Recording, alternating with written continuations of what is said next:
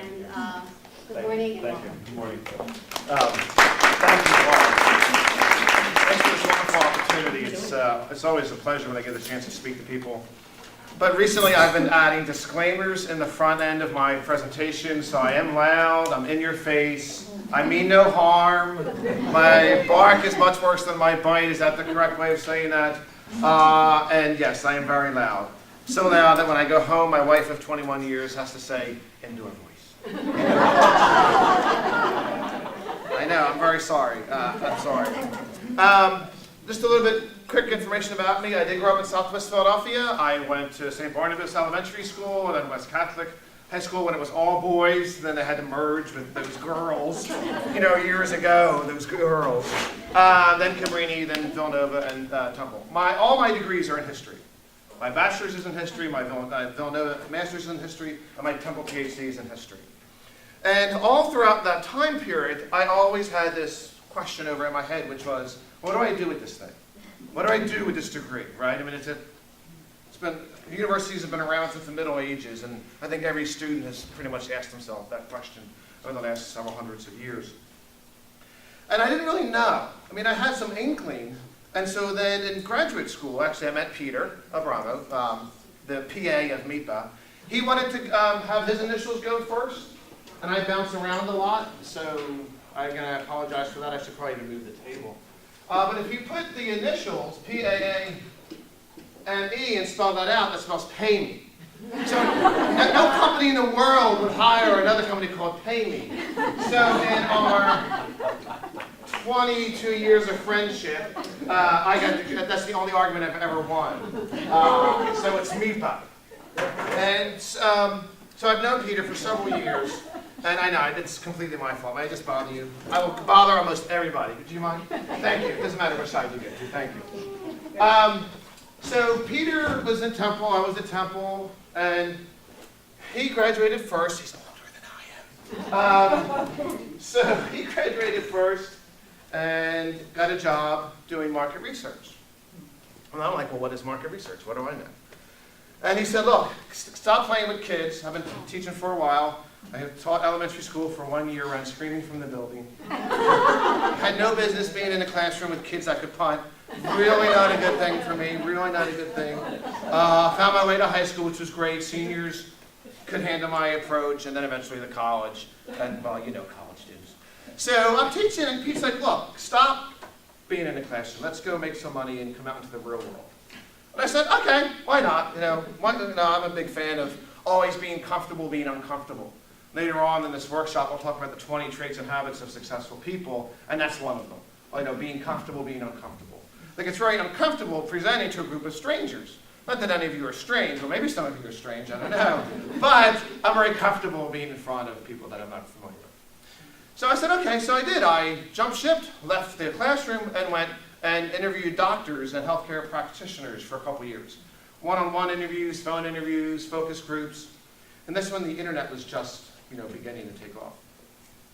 And then from there, I just went to a couple of different positions in marketing and market research and sales. And what I learned was that the skills that I have as an historian are certainly transferable to the business world. But no one ever told me that. Like, there's nothing out there to help students understand this. And that's really sad, because there's no greater level of the liberal arts than I. I mean, philosophy and English and history. My daughter's a junior in college. Her major is anthropology. My son's a junior in high school. He's thinking of majoring in creative writing. And they get every day at the dinner table. It's like, look, you do whatever you want. Because there's content that you master, and then there's the skills that you have. The skills you will have will get you through life and help you be successful. So, with that in mind, in 2005, as the world was changing, and I'm sure you're familiar with Thomas Friedman's book, The World is Flat. That came out in 2005. And on August 1st, 2005, Business Week came out with a lead article called From the Knowledge Economy to the Creative Economy. The world was changing rapidly in 2005. And Pete and I said, look, what do we have? We have these good set of skills, but we do a lot of presenting. I worked with Pfizer and AstraZeneca and GSK and Wall Street analysts, and went to Sweden and Switzerland and traveled all over and presented all over the world for my various jobs. And I always felt like I was teaching. Like, that's what I was good at. The content of the pharmaceutical industry, you just learned. You just picked it up as you go along. And we said, well, we can teach. We know how to market. We've been done marketing, market research, product development. So we launched Meapa to help people understand all that's going on. And over the last 6 years now, we've written several workbooks and have a variety of workshops. And this is what we do. We go and we help people understand what's going on. Now we have 2 workbooks, actually 3 really pertinent for college students. But the one that's very, very pertinent for a place like Manor is how to succeed with your liberal arts degree. Like we have that as an e-workbook and paper workbook. Then we have the ABCs of marketing yourself, because all students have to know how to market themselves. And I'm going to explain why all this is relevant over the next couple of minutes as I talk about how the world is changing. I'm just a big believer that we can always do more. There's always more that we can do to help ourselves, to help each other. And the great analogy I like to give is, you know, everyone's been in the presence of a little kid, right, trying to learn how to walk, I'm assuming, right? We all know how to walk, so we were there, but we just don't remember that early part of our life. And if you study human behavior when there's a little kid in the room trying to walk, what does everybody do? Well, the adults that sort of like the kids, they make sure that the kid doesn't get hurt, right? They fall down, the kid falls down, and sometimes they help them get up, or they move the furniture to make sure they don't get hurt. Meepa's sort of like that. Like, we want to help you walk, you know, and then eventually run to success in this crazy world in which we live. If you notice that helping of each other to stand up stops once the human learns to walk, right? We just don't help each other enough to walk, you know, every day. And I'm just a big believer that if we could, the world would be just a better place. If we approached each other the way we approached that child, and as that child fell down and we helped them get up or we moved the furniture, it'd be awesome if we could help each other that way.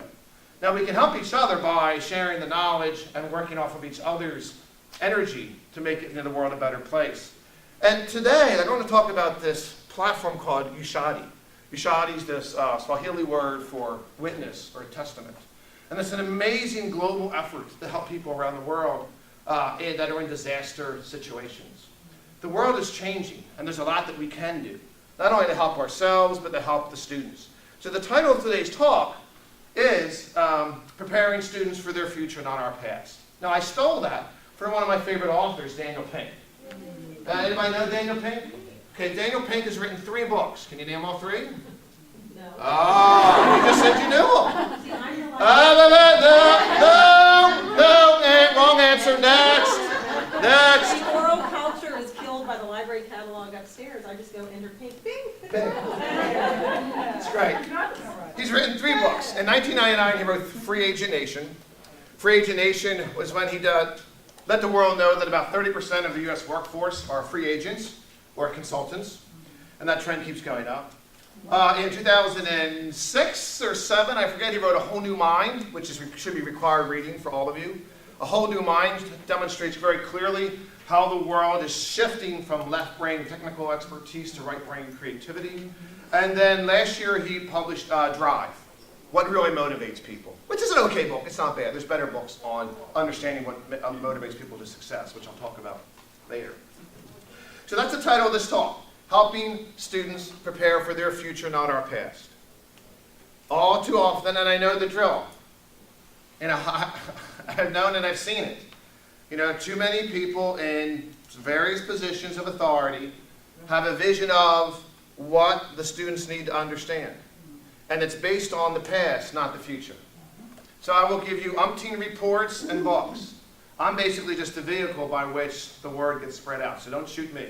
Don't shoot the messenger. All right. Recently, 2 weeks ago, Thomas Friedman's editorial in the New York Times, he wrote The Short History of Everything. And basically, and I sent the article to you. I don't know if you did that. Perfect. His great quote was, you know, since 2005, we've gone from connected to hyper-connected. And so that's a good segue into the workbook. So you have work to do. Oh, by the way, you have my card, you have a pen. If you have any questions, you can get a hold of me, you know, afterwards. So if you're in your folder is a workbook, if I could have you turn to that. Clear everything off your desk, students. Say, how do you like when you're told that? Huh? You don't like that? No. Do we need a break? Like, I could go on for hours. I guess we'll take a break at what? 10, 11, something like that? Is that okay? That's whatever works. It doesn't matter. Okay. I guess I should need a copy of my workbook. So this one I need to Okay. You have 5 questions on the top of page 2.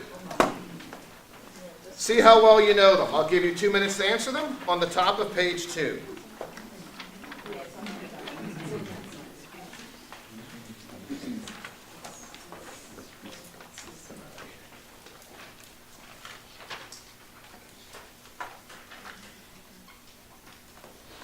And by the way, this is on the front of the workbook.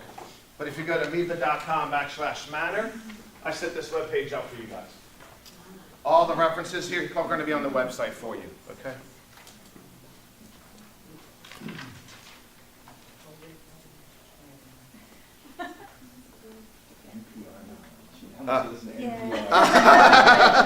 It helps. See that? It pays off. No cheating. No wandering eyes. Come on now. I don't know any of these.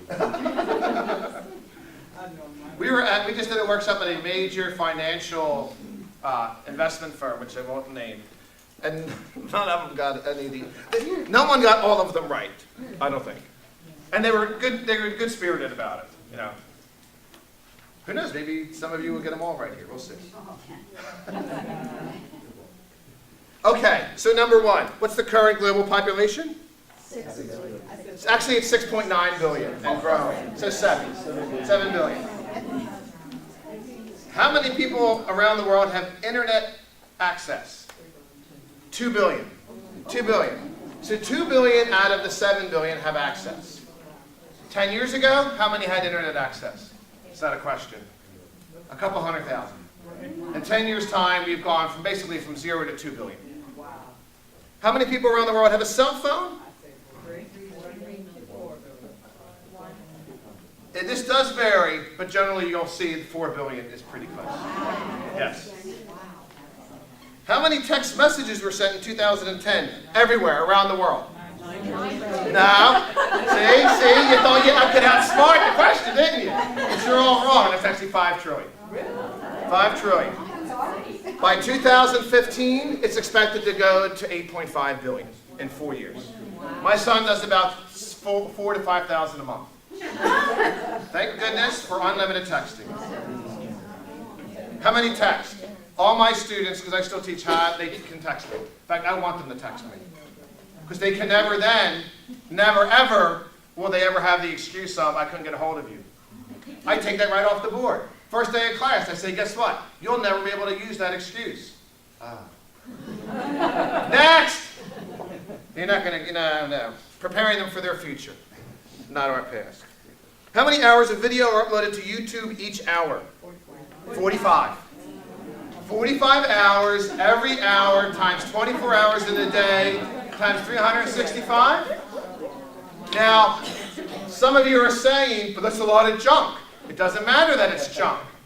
It's out there. It's out there. And we have to consider it. Okay. So anybody get them all right?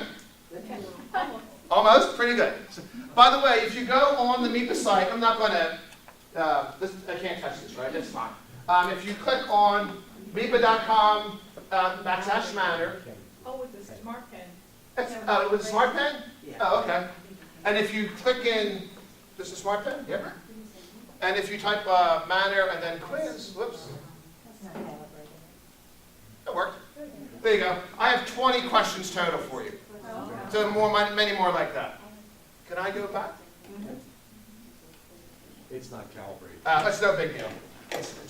Please, at least you have it up.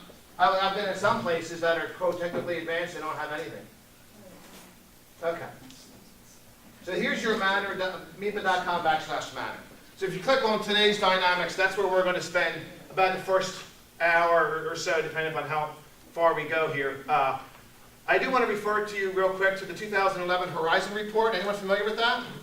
Very good. It's a must-read for anyone involved in any level of education. If you click here, it's the PDF. You can download the PDF. We're actually going to do an exercise about the Horizon Report after I get done with the first part. Okay? It's really, really important that you at least read the executive summary of the Horizon Report. And the printout is available in your librarian's office. Oh, well, there you go. You know, there's always someone that has to, like, control, okay? There's always someone like the librarian that has to have their voice heard above everybody else. Quiet little I know. That's right. Oh, could you imagine this every night at the dinner table? Don't you feel bad for my family? I know I do. Oh, they're like, Dad, short version. I tell these great backstories, or I think they're great. I was invited to speak at the Art Museum on Saturday for an art program for inner city students in Philadelphia. It was like their commencement exercise. And the lady that invited me said, you have 5 minutes. My wife said, Mike, it takes you 5 minutes to say hello. How are you going to speak for 5 minutes? I worked on it for like 3 hours. I started, it was 15 minutes. Then I'm walking around the backyard in bare feet, just going over and over, and they're just laughing at me. I got it down to 8:20. That's not bad. And it's all on the Meapa site. Actually, it's right here. It's right here. It's about Dale Chihuly, the world-famous glass artist, and his path to success. It's so hard. And then Amanda, my daughter, said, well, what do you do on Wednesday? I said, I got 2.5 hours. She goes, oh my goodness, 2.5 hours. I said, that's nothing. Yes, that's easy to talk for 2.5 hours. It's that 5 minutes that's driving me crazy. All right, next exercise. Just together now. You can yell it out. How did you buy a car in 1990? Sure you did. How did you do it? Just describe how you physically did. You had to physically go to the dealer, right? You went to the dealer. How did you do it in 2000? You went on the internet. Now describe the web page in 2000 that you looked at. Static. Thank you. Static. Just a picture, right? So you went from the physical to the online static, and now today, how can you do it? You can design it. You can design your car. So in 21 short years, we've gone to physically going to get a car, to looking at a static web page, to today you can go online and design the car of your dreams. Now if you haven't done it, you can easily do it. And order it. And some will probably even deliver it to your house. Probably. Just like a t-shirt from Cafe Press or a book from Amazon. So, do we all admit then the world has changed in 21 years? All right, good. So at least we're all working off of the same platform. Now, give me 10 other areas of work and life that have also changed, in addition to buying a car. Do we have any erasers? Ah, right here. Paying bills. I do all my bill pay online. Anybody else do that? It's fantastic, isn't it? Really fantastic. All right, so we pay bills. Travel. My penmanship is deplorable. My PhD director, I criticized his writing once. He looked at me as if I had said the worst thing imaginable. And said, I can't understand your writing. Now obviously this was many, many years ago, and I still remember his glaze into my eyes. And the words he said is, my writing is exemplary. It's my penmanship that's deplorable. My penmanship is deplorable. My apologies. What else? Travel, bill pay. Social network didn't even exist, right? Prior to 105. Finding a job. Finding a job. Grocery shopping. Grocery shopping. $5 coffee. $5 coffee, okay. How about your K through 12 kids, grade access? I'm sorry? Oh, great access. Oh, great access, sure, oh, absolutely. Oh, my son is on his grade page every night. He's in the top, he's ridiculous. So he's like one of those, he knows every single question he got wrong in any test, and he's on it every night, What else? 1, 2, 3, 4, 5, 6, 7. Dating. Dating. Not that I've done that. I'm not even going to go down that road. What else? Sure, TV. Anybody ever watch anything on Hulu? Yep. H-U-L-U, right? It's fantastic. What else? I think just simple information access. Sure, of course. Info access. Anything else? Communication. Well, that certainly has changed for sure. Right? So do you have 10? 1, 2, 3, 10, 11. One more for an even dozen? How about income inequality, inequity?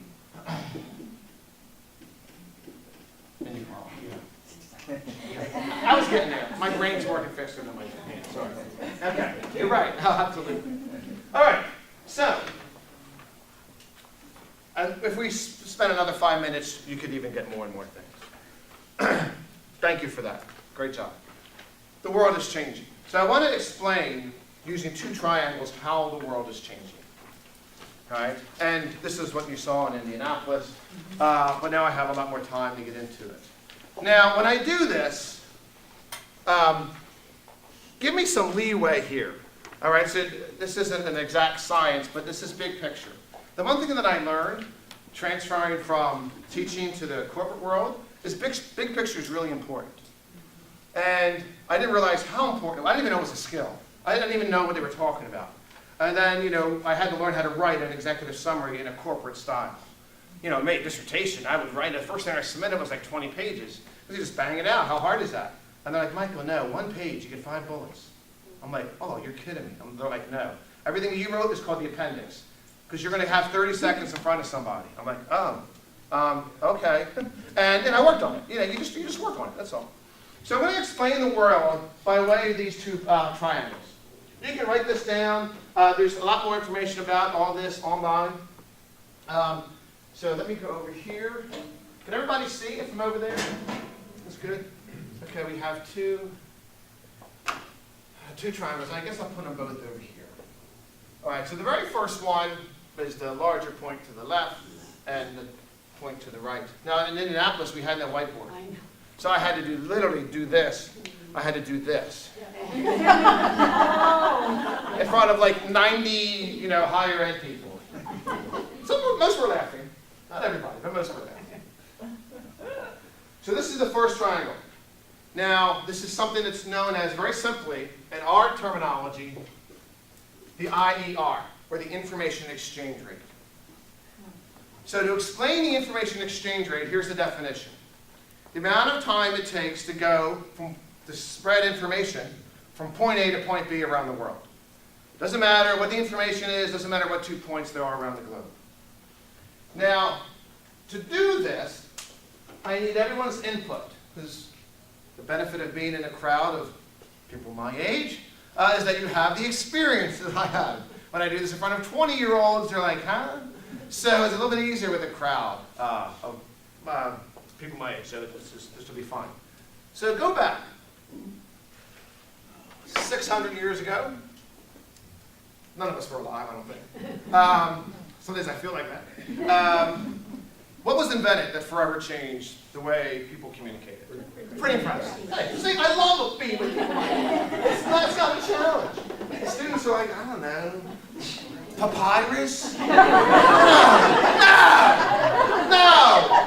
Papyrus? I remember 8th grade, I'm like, what? God, I hate getting older. The PP, the printing press. Right? By Johann Gutenberg. Right? Middle of the 15th century. And actually, if you think about it, 400 years actually goes by before the next invention that transforms the way humans communicate. What is that? Telegraph. Very good. The telegraph. And again, give me some leeway here. And then, actually, a short time after that, what else is invented? Telephone. Oh, I love you guys. You guys are great. You guys are great. All right, now, after the phone, the radio. Younger people were like, what's the radio? Like, they have no idea. It's like foreign to them. It's like, what's that thing on the car? 98 what? What is that? I don't know what that is. After the radio? TV. Then after the, I could have spread it out a little bit more. That's okay. After the TV? Okay, PCs. Right, absolutely. And then a short time after that, first generation what? Cell phones. Right, first gen cell phones. Remember Danny Glover and Mel Gibson in Lethal Weapon 1? Right, we saw that. He stops on the bridge. The phone is like this big. It's so big he's got to rust it on the bridge. Right? And he's got to make the call. It's like, oh my goodness, it's crazy. It's crazy. I'm a big Seinfeld fan. You can see how outdated it is now. Right? They stop, they use the payphone to check their messages. It's like, oh, I remember that was horrible. Okay, then what? Okay, then, but what kind of internet access? Dial-up. No one has dial-up in here, do they? If you do, get out. Get out. Get out right now. Dial-up. And then what? So we'll do second generation cells. And then today, laptops, netbooks, and then third generation, right, with 3G and 4G wireless access. So it's the history of the world here in a very brief period of time. Now, how long did it take for information to go from point A to point B prior to the printing press? Prior to the printing press. The speed of Whew. Decades, right? Centuries maybe. Who knows? So a long time. Once the printing press came about, what could you do? I'm going to steal your pad so I don't have to go over there. What could humans now physically do? They could share information. You could write it down and give it to you, and you could keep it. For the first time in world history, it revolutionized how humans interacted with one another. So give me some leeway. Instead of decades or centuries, we're going to say years, because you still had to walk, right? I mean, there were no cars or buses or trolleys back then. So it's years. So then 400 years goes by, in the early 1800s, you have the telegraph. So then what does that do to the information exchange rate? Brings it down. Brings it down. I'm going to say now to months. Because if you know your history, not every house, not every vicinity, town, city, whatever you want to call it, had a telegraph machine. So you could still get a transatlantic message, right, as the cables were laid and across the world, but it would still take some time. Okay, yeah. You're allowing me to be flexible, thank you. Then the phone comes about. So from months now, we go to weeks, because not everybody had a phone initially, right? It just still was the case. And then the radio. So now the radio is going to bring it down to maybe days. Remember the first radio station, I think, was in Pittsburgh in 1927, thereabouts? You could barely say anything on the radio back then. Now, oh my goodness, it's a free-for-all. And then TV came along. Hours, because not everybody had a TV first. I still remember when we got our color TV in Southwest Philly. It was like the biggest thing ever. Like, oh, look, we have color TV. I'm like, oh, wow, that's really cool. And now I look back, and I'm like, that wasn't that long ago. It just really wasn't. And then what? Oh, PCs. Now, this is going to still be hours or perhaps minutes. It all depends on, again, your accessibility to the first generation PCs. Right? And then we had the first generation cell phones. So perhaps minutes still, it depends. Remember, they were expensive at the beginning. Not everybody had them. You had a car phone. Anybody have a car phone? Maybe you had a car phone. Maybe. And then the internet. So now the internet's breaking it down into maybe 30 seconds to get uploaded to the internet. It depends on, dial-up could take a while, right? Could take a while. And then we enter the last couple years. It's now, the information exchange rate is happening so fast that it's happening in real time. To use Friedman's phrase, we have gone from the connected to the hyper-connected in this short period of time. We now have 3G connectivity. This Android operating system, that's Dixie, she runs the house. 3-year-old Chelsea, she's in charge. The earthquake yesterday scared the heck out of her. Running around in circles, I'm like, oh geez, come here, let me get you. Once she's on the leash, she's very calm. The Android operating system, the iPhone, any of the operating systems now allow you to, you can videotape me and upload and stream it online. Someone in Japan could be watching me speak, as it is happening. The information exchange rate is here to stay. We're not going back. It's not a fad. It's not the hula hoop. Right? I can't do the hula hoop. As if you couldn't tell. It's not a fad. It's here. And if you think about it, the people in front of you, if they're, maybe it's 20. If they're 20 years of age or younger, they've grown up in the connected to the hyper-connected world. Their first 20 years of life are very different than your first 20 years. Right? I mean, I have to say that, though, because I know I've done this long enough to realize that people just don't think like that. They really don't. I mean, and that's okay. And another exercise that we could do is, what percentage of your life have you had access to the internet? My daughter and son's generations is 100%. For us, maybe it's 50%, 40%, 30%, I don't know, depends on your age. So you have to ask yourself that very important question. What's sitting in front of me? Is a student that's growing up in this environment. Now this is crazy enough.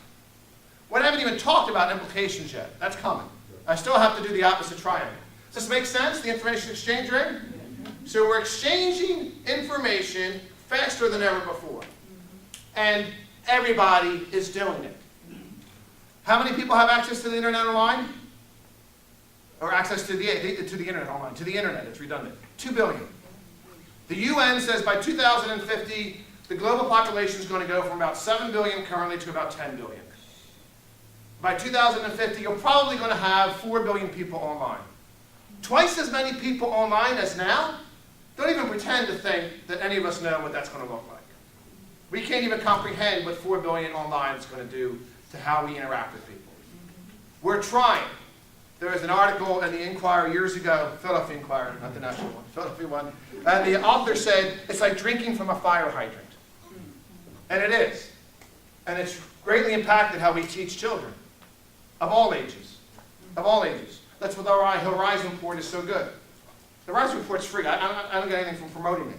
It's just a fantastic piece of research that everybody needs to read. All right, so now let's couple this triangle with the next one that's going to compound this. So again, in Indiana, I had this. And now I'm on this triangle. KPR. The KPR is the knowledge production rate. The knowledge production rate. This is even less scientific than the IER. But you get the point, right? You see what I'm trying to do here? Makes sense? This doesn't have to be an academic research paper for you to get the point that the world is changing. It can be, but it doesn't need to be. So back here, the world population was a lot shorter, right? A lot less, 500 years ago. How about the amount of information that was produced? We're just going to use very simple, non-sophisticated bar graphs to demonstrate how much information. A little, just a little, right? How many books did you have to read? A couple. Just a couple. Just a couple. You never that many books. Let's keep moving forward. You did. You did have to do it by candle if you could afford it. Right? Smart asses all around. Always one in the group or two. Usually they sit near one another. Trying to do a job here. This is what happens to you, Michael, every time you try to help people. This is what happens. So what's happened is as more and more people have existed on this planet, they have been given access to more and more tools. And they're using those tools to produce more and more information. That more and more information is mind-boggling. Google CEO Eric Schmidt said last year at a conference that humans today, this was August 2010 he's speaking, humans today produce as much information from the beginning of time until 2003 every day. Every day. Now, stop and pause. We're producing as much information total every day today as all of human activity did from the beginning of time until 2003. We can't even comprehend it. And yes, a lot of it is junk. I understand that. But a lot of it is also pretty important. If you are an historian, and you're trying to tell the story of anybody in modern day history, and you don't have text messages, you're missing out on a lot of the story. Sorry, President Obama is the first president to use the BlackBerry. I'm assuming all those records are going to be made public in 50 years. It's a 50-year time frame before things become public. So as it's changing the world, historians and how they write stories, let alone everything else. Don't even get into fields like English and the ability to self-publish. I mean, there's really amazing things that are transferring and happening right now. So the knowledge production rate is happening, which means more and more information is being produced every year, and it's being circulated faster than ever before. Here we are. here's you, and more importantly, here's your student. Hi, teach me. Teach me how to succeed in this. It doesn't matter what field. It could be veterinary science, could be philosophy, could be law. Laws change. Laws completely changed over the last few years. My cousin's a lawyer. He's always filling me in on how things are changing. Everything is changing. And if you don't stop and ask yourself, all right, now what do I do? I think you're going to be left behind. One of the authors that I'll talk about is Don Tapscott, who authored Wiconomics, and then last year came out with Macroeconomics, another great book to read. And his great quote is, he co-authored it with Anthony Williams, his great quote was, only the connected will survive. And that's true. Only the connected will survive. So yeah, am I connected? Absolutely. I am connected. Have to be. Have to be. Anybody can get a hold of me at any moment of any day. And when I don't have internet access, I kind of feel naked. Which is never a pretty sight anyway. But it's just like, wow, I'm really in trouble here. What if someone needs me? You always gotta laugh at yourself. Life's too short. Just laugh at yourself. It's all good. It's all good.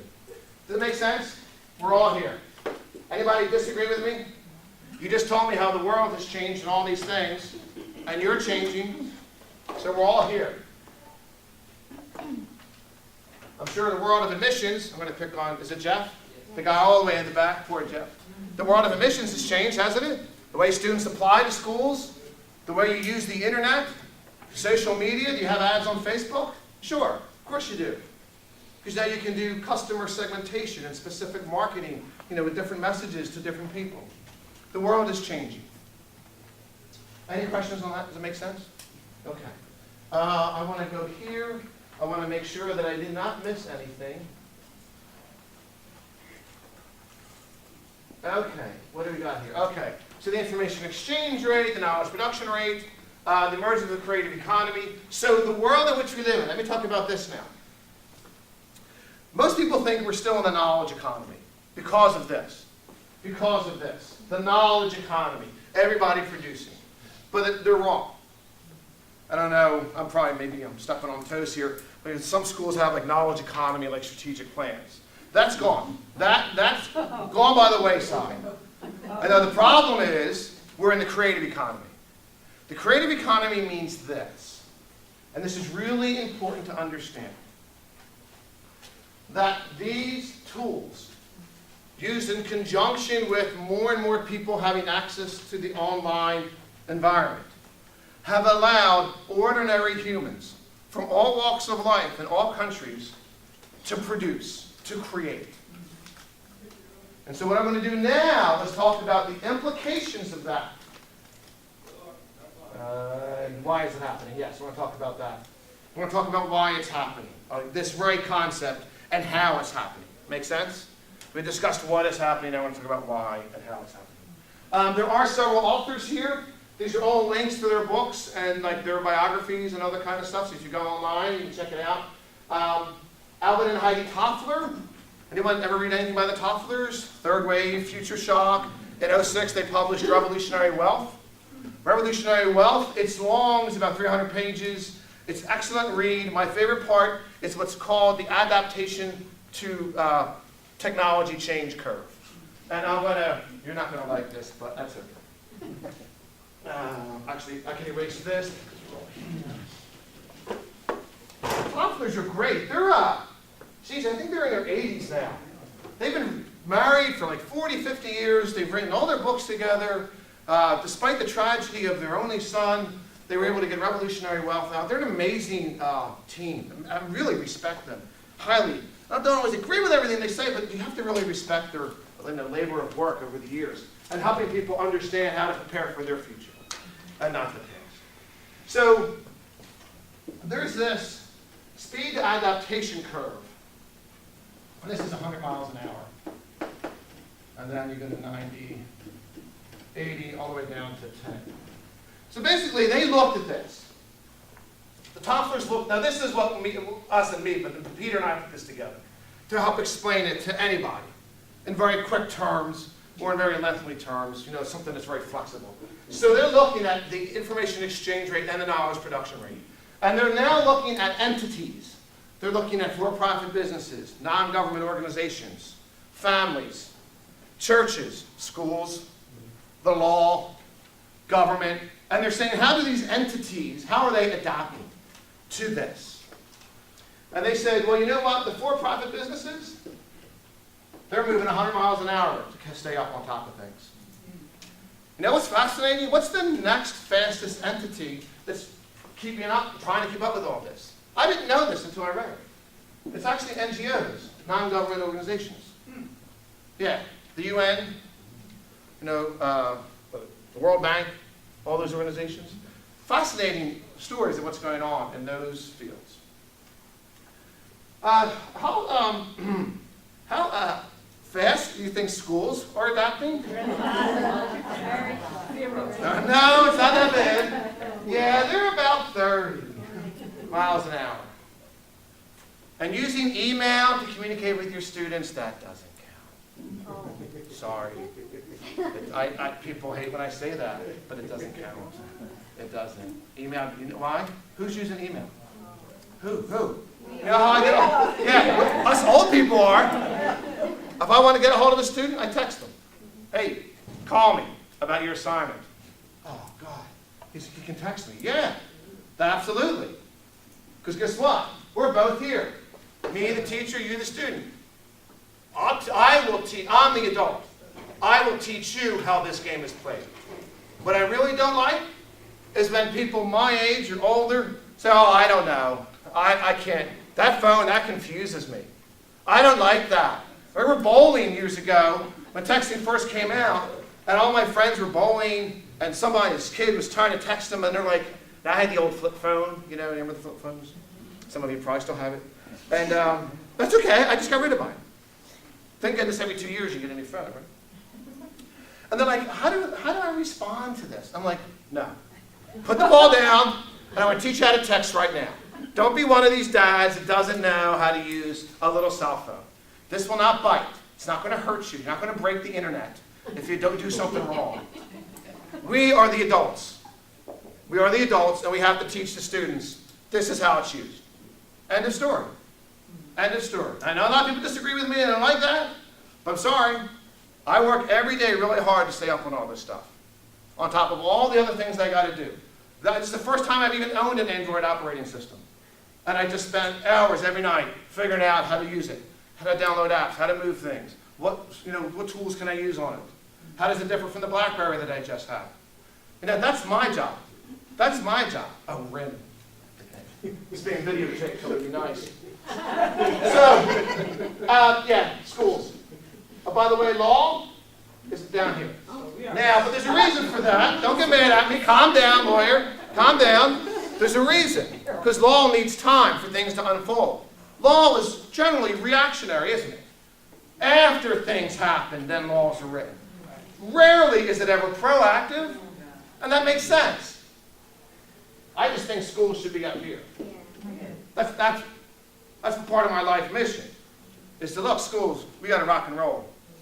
The people sitting in front of you have grown up in this hyper-connected world. What have you done? I want to show you how I use technology. All my marketing students they can't leave my class without their own website. If you go to michaeledmonsonphd.com, that's an example of it. But I'll show you Sarah's website and Megan's website. All my entrepreneurship students have to leave with a website. Their company or a nonprofit is online. It's ready. There's no paper. I don't need an exam. That is the exam. Because that way they can then leave my class and go and use that website. Immediately. Immediately. That'll then, by their architect of the website, the design of the website, that will demonstrate to me what they've learned. And they have like a whole huge checklist of how to do the website. It's instant. It's used instantly. Who else? Michael Wesch. Do you know Michael Wesch? We don't have a lot of time to know. You think, oh my God, who could put up with this guy for 2.5 hours? But if there's a whole day workshop, I would show you a Michael Wesch video. Michael Wesch is a cultural anthropologist from the University of Kansas who is wonderful. He has done several videos. They're on YouTube. And he's spoken at TED. We know the TED conference? Then there's many TEDs called TEDx. He spoke at the TEDx in Kansas City a few months ago, maybe a year ago now. And the title of his talk was From Knowledgeable to Knowledge Able. Do yourself a favor. Spend 14 minutes and watch it. He's talking about how we have all taught using knowledge. We're all very good at this. We're all very good at this. But now, can you make them knowledge able? What do you do with the knowledge that you're giving them?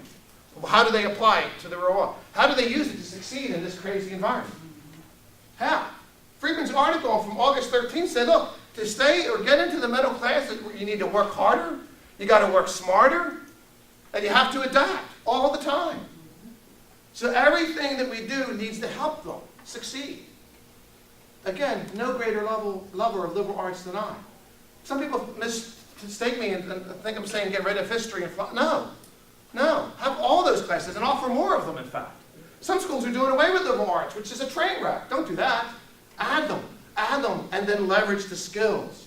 And all you got to do is look at a third of the Fortune 500 CEOs have a liberal arts bachelor's degree. So don't tell me it's not valuable. Please, you're not going to win that argument. Because they're knowledge able. People with a liberal arts degree are knowledge able. And so Wes talks about that. It's fantastic. A brand new book that just came out, Jason Fried and David Hansen, Rework. Seth Godin said of Rework, ignore this book at your own peril. If you want to understand how work is changing, read Rework. It's a very simple read. You'll flip through it very quickly. Ken Robinson, Do Skills Create, actually it's Sir Ken Robinson, Do Schools Kill Creativity? He wrote The Element. The Element is an examination of the intersection of what you like to do and what you're good at. I love to sing. I am a horrible singer. That's not my element. So you've got to find out what you like to do and what you're good at. That's Ken Robinson. Chris Anderson, The Long Tail. We're going to talk about that in a second. Don Tempstott we mentioned. Daniel Pink we mentioned. Jeff Howe, Crowdsourcing. We'll look at that in a minute. And then Thomas Friedman, The World is Flat. All right, so they're all the authors that can help you understand this a lot better. Okay? Make sense? So now let's look at the question, why is it happening? Why is it happening? Now some of this we've already covered, but this is my checklist. If you notice, I don't use slides, I don't have notes, I just sort of need a cane. There's my cane. It's my online outline. So why is it happening? There are several links here that can help you understand global population. So the very first thing is to remember that we're at about 7 billion people, and in 30, 40 years' time, we're going to go to about 10 billion people. And I need some more space. I want to keep my triangles up at some point.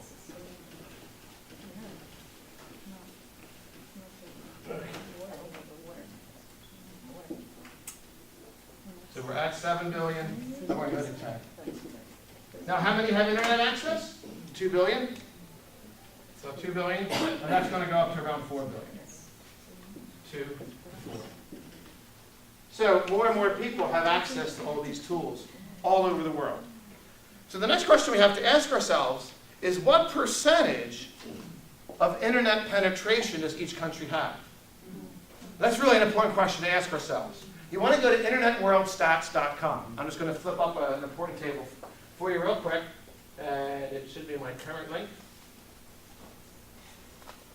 All this is, that's, okay. That's the U.S. Census, model, forecast. Maybe it's this one, global internet access. Here it is. InternetWorldStats.com compiles all the latest information, so it's fantastic. And this, can you see this? I'm going to outline it anyway for you. If I kill a light, no, I'm going to kill a light. Might not help with the recording, but we'll do what we can here. See? How's that? And Ray, you can edit this. Don't worry about it if it doesn't come through. What I want you to take a look at is the bottom number. In 2000, there were 360,000 people with internet access around the world. 11 years later, today, a little over 2 billion. So just stop right there and say, wow, really? In the past 10 years, while you were working at Manor or whatever it is, wherever you were working, every day more and more people have internet access. Wow. Which is impressive in and of itself, right? Yeah. But now let's take a look at, this is what I really focus in on. Percent of penetration. Percent of penetration per continent. Africa only has 11% penetrated. So what's going to happen when Africa doubles the amount of people it has online? We don't know. We don't know. Asia, almost 30%. Europe, 55%. North America, about 80%. All total, though, 30% of the world has access to the internet. 30%. And if you remember from the quiz, in the beginning, more people had a cell phone than internet access, correct? Now, why is that? It's cheaper. Of course, it's cheaper. Cheaper operating systems, right? And these are a lot easier to carry around than even the latest netbooks, right? You can just throw these in a pocket. So please keep that in the back of your mind, all right? 360 to 2, and then only 30%. And who knows where we're going to go, in the future. And then, what else did I want to show you? Oop, I think this is okay. Global Mobile, we don't need that one. Okay. Oh, and the other fun site to go to is Poo Bottle. You know Poo Bottle? Poo Bottle is very cool. It counts up population, deaths, births, illnesses, electronic units, units of electricity used, all kinds of that fun stuff. Yeah. Every second. Every second. Yeah, it's an amazing product. And it's free. So the links are there. The links are there. I know. Yeah, it's crazy. It's all good stuff. Okay. Good. What else? We talked about connectedness. We talked about mobile phones. Now I want to talk about searches. How many searches are done globally per month using Google and all the other search engines? Per day. Yeah, it doesn't matter. I mean, anybody venture to take a guess? 10 billion. I'm going to give you the real numbers in a second. Has anyone ever stopped to think, well, how were those questions answered pre-internet? They weren't. They probably weren't. Or you went to the librarian. You went to the lovely librarian. Questions, answers right here. I know I did at Cabrini. I went to the librarian. I lived in the library. Lived there. Villanova, Temple. I lived in libraries. That's what you did pre-internet. You had to go through the index to get the periodical, and then you go find the periodical. Librarians would yell at you because you didn't put it back in the right place. All those fun things. But what about the people that didn't have access to school? No, and that's right. Absolutely. Not that I would ever do that. What about the people that didn't have access to college? What percentage of U.S. adults have a 4-year degree? It's less than 30. 28, 5, something like that. What percentage of the world's population has a college degree? UN and the Rockefeller Foundation just came out with a statistic. 7. So, when you have a college degree, you're among the world's elite. I always tell the 22-year-old that. I said, you're an elitist. And they get offended. No, I am not. And they start yelling at me. I'm like, yes, you are. Statistically, you're an elitist in the United States, and you're very much an elitist when compared to the global population. 7%. So guess what? Let's think about this for a minute. The 7% that have a college degree, are they the only ones around the world using the internet? No. So now let's take a look at this again.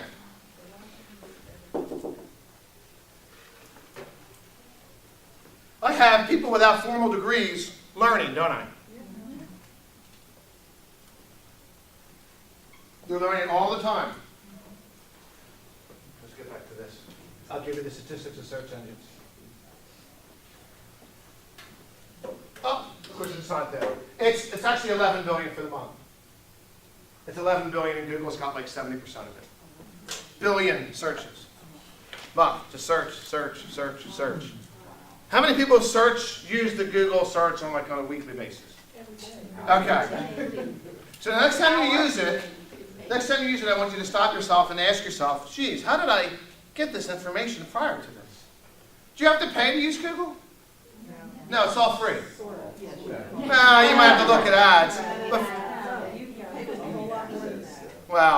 But when you use Google and you get a result, they're not charging your credit card.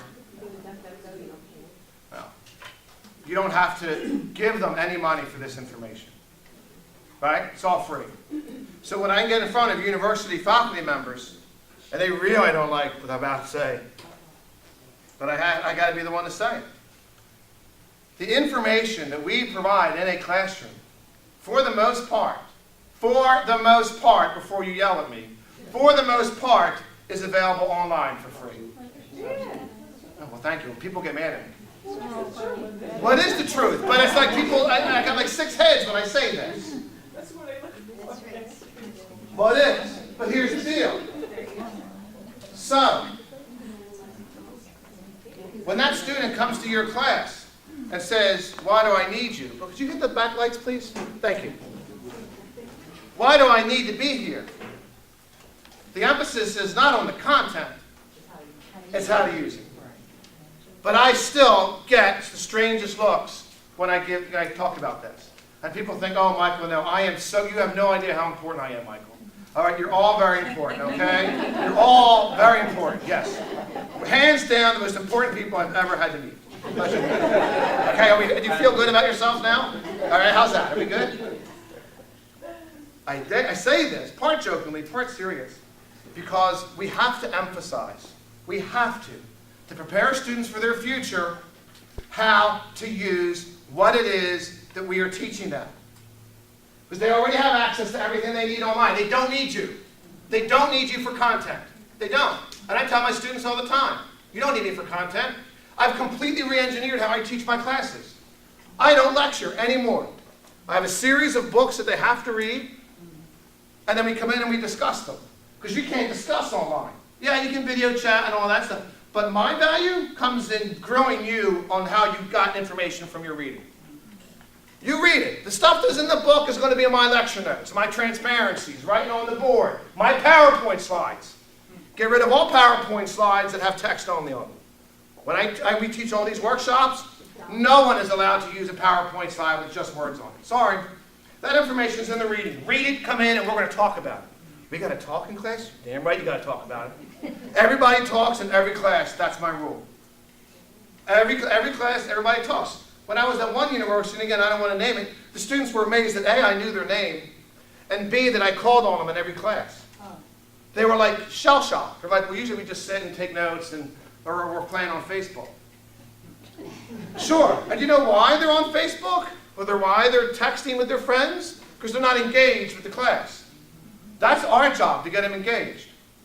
My students have their cell phones out. They're allowed to text if it's an emergency. If they're planning a party, no.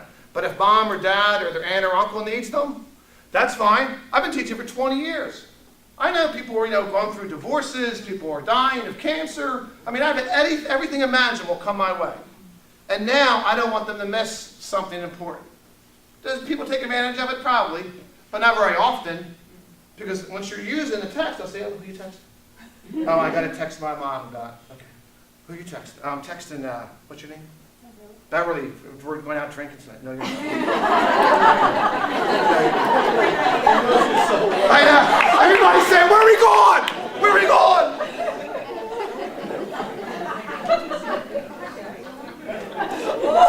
Whatever works, I say. Whatever works.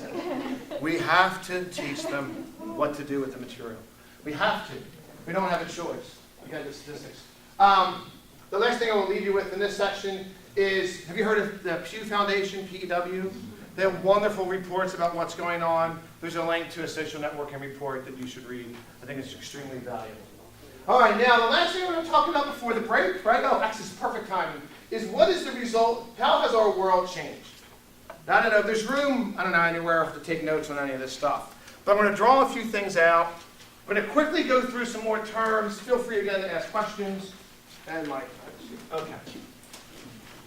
So the very first thing I need to explain to you, even on the most basic level, is something known as the long tail. Now the long tail was a phrase coined by Jeff Bezos, who created what company? Amazon. Right? He had a very well-paying job in New York City, on Wall Street. But he was back here. He's back here. He saw internet growth rates of thousands of % every year. And he's like, this isn't a fad. More and more people are going to be online in the future. I'm quitting my job, and I want to open up a bookstore, an online bookstore. People can just buy books, any books at all. His boss said, Jeff, I think you graduated first from his class in Princeton. He's a brilliant man. You have a good job here. What are you doing? He just got married. He said, go home and sleep on it. Jeff went home and slept on it, talked to his wife, came back the next day, and told his boss, Jeff, I'm gone. So I'm driving out to Seattle. And in that car ride with his wife out to Seattle to open up what we now know as Amazon.com, he came up with this concept of the long tail. And I'm going to explain this to you. It's very, very important. Chris Anderson, editor of Wired magazine, wrote a book called The Long Tail several years ago. And there's a lot of information about the long tail in that, obviously. But to Chris Anderson's credit, he said, I didn't create this term, Jeff Bezos did. So, in par with that, I did not create this term, Jeff Bezos did. Chris Anderson wrote a book about it. I'm going to explain it to you in 30 seconds. Or less. Who am I kidding? It's going to be longer than 30 seconds, but you get it. So the long tail is a very simple concept that has serious implications. We all know about the top, like 100, don't we? The top New York Times bestseller, the top songs on iTunes, right? Yada, yada, yada. Okay. What the internet has allowed, what these tools have allowed, is the creation of those millions of people around the world to write a book, to produce a song, to create a piece of jewelry, to create a piece of clothing, and to sell it. Never before in human history has an ordinary human without a college degree been able to write a song, publish a book, create jewelry,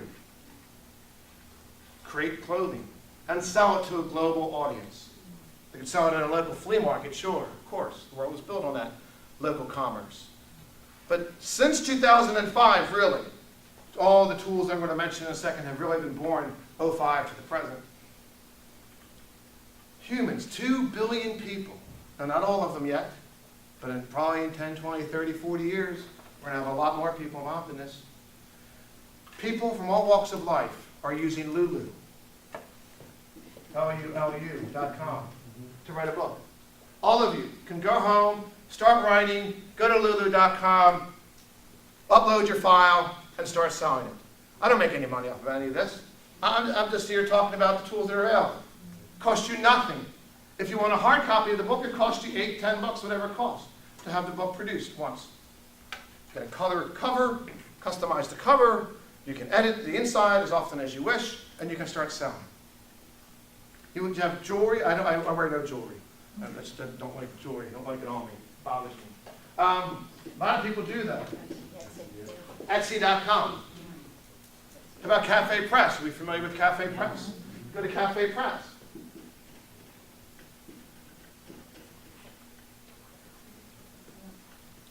What this is allowed to do is not only give everyone the power. I just wrote a blog on our website. We have a blog, and I talk about the ice industry. Ice used to be an industry. I mean, if people are familiar with their history or maybe even old enough to remember ice houses, right? You needed a middleman to get access to ice, didn't you? You don't need a middleman anymore.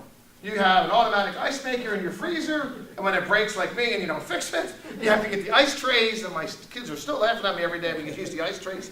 I'm working on it. Give me some time. I'll fix the ice maker. The middleman is gone. There always used to be a middleman to publish your book. J.K. Rowling, editor after editor after editor turned her down in England. Forget it. J.K. no one wants to read a 600-page book about a boy wizard. Until one day an editor brought a few chapters home to his 8-year-old daughter and said, read this. What should Daddy do? She said, I don't want to read the rest of it. Why don't you publish it, Dad? He said, all right, J.K., I'll make a few copies, but get a day job because no one's going to read this book. The Beatles were told guitar bands are out. Right? How many other stories do we need? Poor Paul McCartney wasn't even allowed to be part of his high school choir because he was told he couldn't sing. Really? Really? That's why I never judge someone's business or nonprofit idea. How do I know if it's going to take off?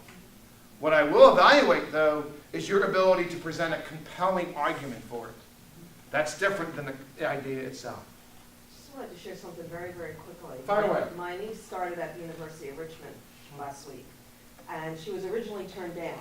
And she published a book on Lulu, and her father said, why don't you send it to him? Absolutely. She got a phone call the next day. Yep. Wow. We had an opening. Yeah, yeah, I bet you did. Yeah, I bet you did. Now, she's 17, 18, it wasn't, like a, Mosby or Saunders. Right. education, but Doesn't matter. it didn't matter. Doesn't matter. She designed the cover, she wrote everything, she wrote the book, published it, you know, so, Then she should have negotiated and said, oh, you know what?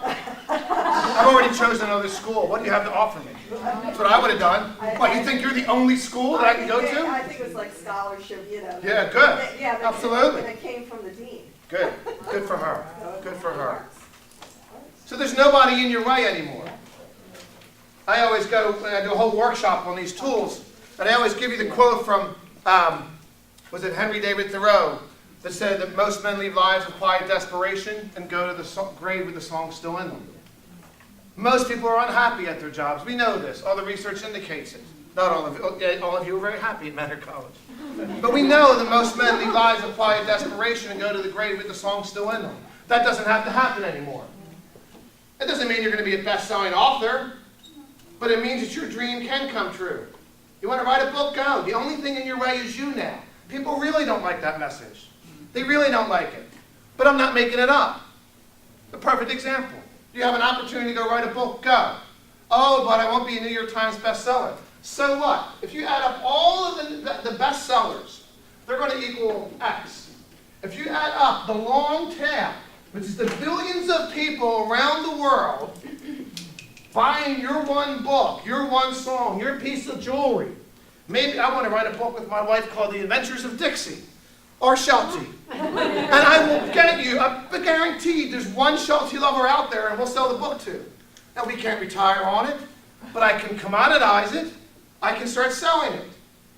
And if I can get one, maybe I can get two. If I get two, maybe I can get four. If I get four, maybe I can get 8. And if I spend 5, 10 years doing that, I will practice what Jasper Johns, the American painter, said, to do something, then do something to that, then do something to that, and pretty soon you have something. And that's really important to understand for young people today, anyone today. You'll have a job. Yeah, okay, job. Have a great time at your job. But then what? What else can you do? You can be part of the long tail. What percentage of songs have been purchased at least once on iTunes? What percentage of books have been sold at least once on Amazon? 100%. There's something for everybody in this environment. Everybody is participating in the long tail. So when you're in front of students, you can empower them to do things that you could never do sitting in those chairs. I could never create a website when I was at Cabrini College. We didn't even have websites. But I'll be sure my students have one. Because when they want to apply for a job or apply to graduate school, they just hand out a custom-made business card and says, oh, go to my website. And it's all free. People say, well, Michael, this costs. No, it doesn't. It doesn't cost anything. You can sell an electronic version of your book on Lulu. It doesn't cost anything. Oh, well, maybe only 10 people buy it. All right, well, now you're really making excuses. Now you're really making excuses. And that's just not going to sit well with me. A long tail. Okay. That makes sense? Everybody about a long tail? Good. Okay. Global collaboration. Wiki. Oh, university people hate Wikipedia usually. We'll have to talk about that afterwards. Don't get mad. Let's be kind to one another. Let's talk about, who was the guy in Boston who had the little lanterns and the, you know? Paul Revere? Yeah, let's Yeah. talk about that web. We'll go to that Wikipedia page, we'll check. All right. I'm down. Did you have too much coffee this morning? Wiki is the Hawaiian word for what? Speed. Wiki is the Hawaiian word for speed. When Jimmy Wales created Wikipedia, he was already working on something else. He actually had published, and we will get a kick out of this because we're all university people, college people. It was called Newpedia, not Wikipedia. Now the new, my markers are running dry. That's all right, but now what kind of operation you running here, Sally? That's that great line from A Few Good Men. Remember A Few Good Men and Jack Nicholson has to sit back down and he said, I don't know what kind of courtroom you're running here, Judge. And the judge says, I think you'll call me Your Honor. I deserve it. And so every time like my wife and I'll do something, and I'll say, I don't know what kind of kitchen you're running here, and she'll yell at me because I don't do anything around the house. can't even have that straight picture. He had Nupedia up and running. New and you. But this was the basic format for Nupedia. He said, we're going to get all the experts in the world, and they're going to preview, thank you for letting me pick on you, they're going to preview and proofread people's submissions, and we're going to get them online. So you were the stop guy. These experts said people would write to you, you'd proofread, and you'd post. Brand new concept. What was the problem? What are we as humans? We're slow. We are slow. Really slow. Really slow. So all the while this traffic jam exists on Nupedia, he meets a programmer that's designed the ability of humans around the world, wherever they're at, to collaborate and edit the same document. Jimmy Wales' head popped off. He was a PhD student at the time. He said, wow, how amazing is this? And it was named after the Hawaiian word for speed, wiki. So he bought Wikipedia.com. And he said, okay, now forget Nupedia. By the time Nupedia was shut down, it had like 24 articles published. Wikipedia today has 5 million articles in like 80 languages. Now, a lot of people will say they're not valid. There is some truth to that. But I also know that studies have been done by Nature, the Smithsonian, and other entities that demonstrate very clearly that a lot of Wikipedia is also very, very spot on. So what I tell students is go to Wikipedia, scroll all the way down to the bottom, and start at those resources. Start there. And then from there you can go. And then you do that. Now that's one type of search. You've got a bunch of different searches to do. That's just one avenue you're traveling down. Then you got to read all these books. And you can get a lot of these books online in Google Books for free. And do we know how many millions of books Google Books has for free? Have you ever been to the Google Books site? Go to Google Books, do yourself a favor. Just type in Google Books. You can search through all these books. It's an amazing thing. Oh my goodness, I wish I had all this when I was getting a PhD. Collaboration. Never before in human history could you participate in a long tail. Never before could you work with complete strangers that you have no idea. One of the most famous examples of this, of course, is Yusha Hindi. Yusha Hindi is the Swahili word for testament or witness. And what they did after the, I think it was 2008, when in Kenya, the African country of Kenya, post-election riots broke out. A lot of bad things were happening. There was a woman in Kenya that had no way to track it. She wanted to know where were the rapes, where were the murders taking place, where were the fires, where was all the bad things happening. And so she worked with volunteers and allowed people, because Kenyans have cell phones, they're going to have access to the internet, but it's going to be through a cell phone, to send a text message to the website. And the website automatically converts it to the appropriate language and gives a GPS location to where the text message came from. So then what do? Then now, I'm providing you a very brief 4-year history net here in 30 seconds. What they've done this in Haiti, they've done it in various other countries around. Remember the terrible Haiti earthquake? They did this, a little girl knew to send a text message to this number, and they found her under the rubble after so many days of surviving. What they've done is they share this information with the U.S. Marines, with the Red Cross, and other life-saving organizations. Not one person gets paid on the project. Open source software and collaboration has reached an incredible height with this web tool. And this is just the tip of the iceberg. We're trying to comprehend this, and we're doing the best that we can, but starting next year, and I mentioned this in Indiana, ICANN, the Internet Authority that oversees the allocation of web addresses, you have manor.edu, right? What they're going to do, because they know what's coming. 2 billion online now, maybe 4 billion in 20, 30, 40 years. Right? It's not going backwards. What happens is, just like with anything, just like a parking lot. You get 500 more students at Manor, you can't fit them all in that parking lot, can you? So you got to put another parking lot out there. So what ICANN is going to do, people are saying, we can't deal with 500 more people. I could barely teach the class load that I have. And he's talking about 500 more people. Okay, well there you go, good. So what ICANN is doing is saying, look, 2 billion online now, maybe 4 billion in 20, 30, 40 years. Right? It's not going backwards. What happens is, just like with anything, just like a parking lot. You get 500 more students at Manor, you can't fit them all in that parking lot, can you? So you got to put another parking lot out there. So what ICANN is doing is saying, look, We know the internet's already really crowded, so we want to open up the dot extensions. So for example, you have manor.edu. Whoever your IT person is, check into ICANN and submit your application for .manor. Because now I'm not going to do this stuff, just role playing here, but I could easily submit my application to ICANN and say, I want to purchase .manor. Dot whatever school address. So manor.manor might be your future address. .kids, .xxx. It's the biggest industry online. You can't ignore it. It's completely changed the business model in that industry. You have to be aware of all these things. Just as Lulu has changed the book publishing industry. .kids, anything for kids is going to be a .kids. .desk, anything related to desk. That doesn't matter what it is. They're going to open it up.